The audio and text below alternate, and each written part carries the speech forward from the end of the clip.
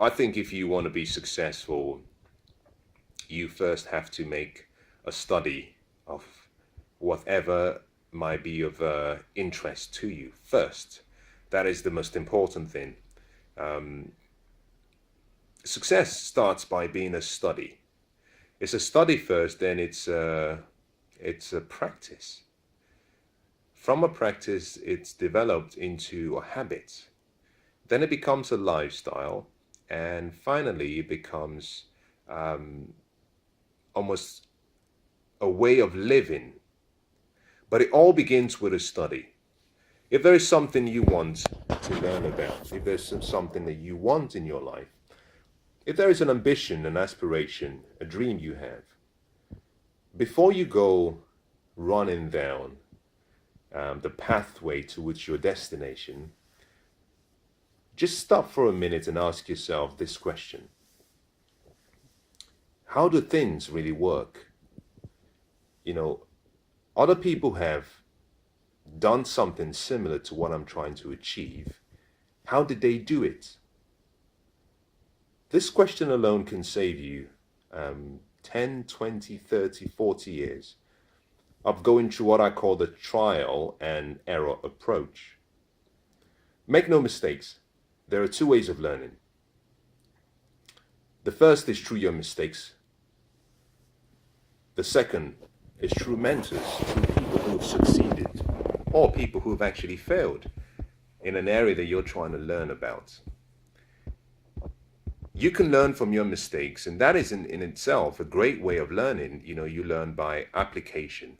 You take the knowledge you have, you take that knowledge, you transform it by applying understanding to it, and taking that understanding with the knowledge, you put it into application.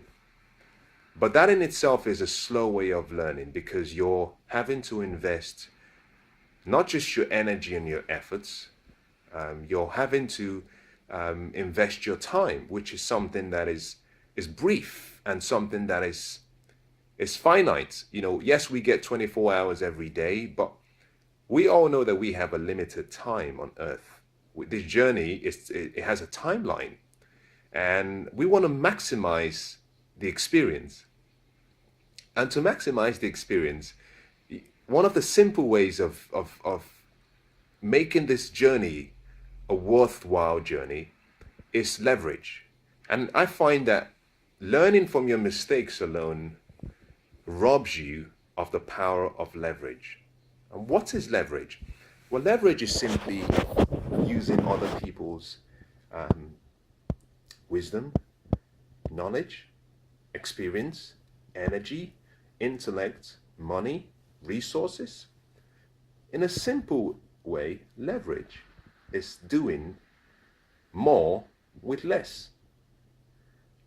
Now, that in itself is so simple that I wonder why people do not really appreciate or embrace that approach. If leverage is doing more with less, then surely we all should be using leverage. We should be succeeding in every area of life, because we should be taking out time to study the lives of other people, to study the successes and the failures of other people before we start investing our energy, time, efforts, resources. The second way of learning is through mentors, by learning from a coach, by learning from someone who has succeeded and who has a track record of success in an area you want. And let me qualify that so you understand. I believe that success leaves clues. And if you follow the clues, you will get the same results. I believe that the clues success leaves are very detailed information of disciplines practiced every day that lead to a particular expectation. Similarly, I believe that failure also leaves clues. And the clues from failure are lack of disciplines applied every day that leads to a catastrophic result. If you follow the same principle, you get the same results. Life is not partial. Life is neutral. Life is like a jungle. The jungle is always neutral. If you see yourself as a tour guide, then it's a fascinating experience because you know where the water is, you know where the coconuts are, you know where the waterfalls are located, you know where the fun areas are, you know where the baboons, chimpanzees, the really nice animals that you can play with, you know where the bananas are. But if you see yourself as a tourist in a jungle, then you might have the feeling of fear. What if I get beaten by mosquitoes? What if I get beaten by a scorpion or a snake? What if I get chased down by a hyena? All of these would create fear. That fear will mean that your experience is not a memorable one. It's one that is actually short-lived because all the while you'll be thinking about what could go wrong. Life is neutral. Whether you study success or you study failure, whether you apply the principles applied to succeed or the principles applied that led to failure, life gives you the same results. So I believe that one of the most important things you can do for yourself is decide to use leverage. Leverage in everything and in every area of your life. And let's deal with about 5 different categories. Relationally. We know that relationships are very personal. That is true. Relationships are so personal that the best way to learn about someone you're in an intimate relationship with is not by studying your past relationships. No, it's by studying the person in the relationship, by asking questions, by asking them to teach you about who they are.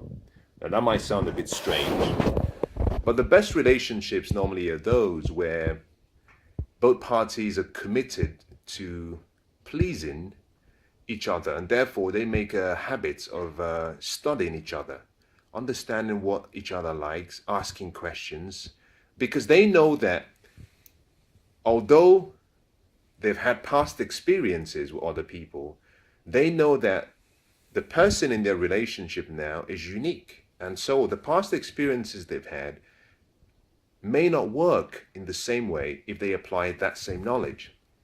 So from relationships, you can learn, but not just that learning from the person you're dating. You can also learn by studying the books, the teaching videos, the seminars from really great relational experts who have a wealth of knowledge and information about how to make relationships work, but also how to understand yourself. So investing in knowledge to increase your relational IQ is one way of improving your relationships. That is using leverage. That is you deciding, I'm not going to just fail my way into success in this relationship because you're dealing with people, they may not be patient enough for you to fail your way into success. There has to be some level of tolerance for learning, but you cannot just keep failing and hope that you succeed. In business, the most successful businesses are those who study the area they want to get into first, study the companies that have succeeded second, third, studied the reasons why those companies succeeded, what they did, what they had as a unique selling point or a unique value proposition. Next, fourth, studied the companies that failed and the reasons why they failed. By studying both sides of the coin, they are able to stand on the third edge of the coin. Every coin comes with 3 sides: the heads, the tail, the edge. And true intelligence is found if you can stand on the edge, because you can use the experience of both the successes and the failures and apply the right inputs into your situation to get the desired result. I love what Scott Fitzgerald said.